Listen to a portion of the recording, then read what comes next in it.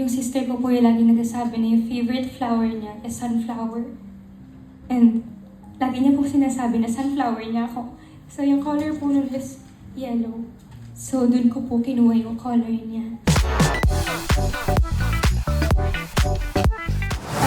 May mga time po na, for example, kahit po yung pagkakulot niya, kinokorek din po namin. Parang, for example, yung kulot, parang hindi naman ganyan na i-imagine ko kay Maika. Parang hindi naman ganyan yung buhok niya before. So kahit kulot po ng buhok, pinapaayos po namin. Yung color naman po, pinik ko po kasi gusto ko po pagka nakita ng mga bata, maganda po sa mata. Kumbaga marami silang titignan, hindi lang yung mismong character po. And nilagyan ko din po ng color yung tatlong magkakapatid. Kasi po, kami po magkakapatid yan. When I see blue, I remember my brother. And pag nakikita ko naman po yung red, I remember my sister. Iyak na naman ako.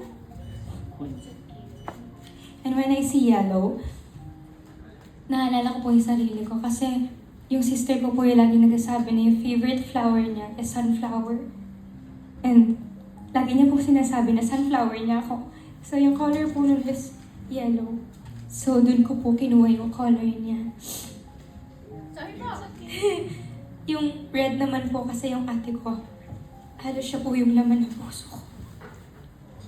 And then blue naman po yung sa kuya ko kasi every time na may tears of joy ako, for some reason, siya po lagi yung nakakalala ko. Kaya po yun po yung mga color representation po nitong tatlo. Siguro gusto ko pang sabihin mula sa puso ko na wala sa libro na to is huwag kang magmadali. Maglalakad siya, naglalakad si Mahika dito, huwag kang magmadali.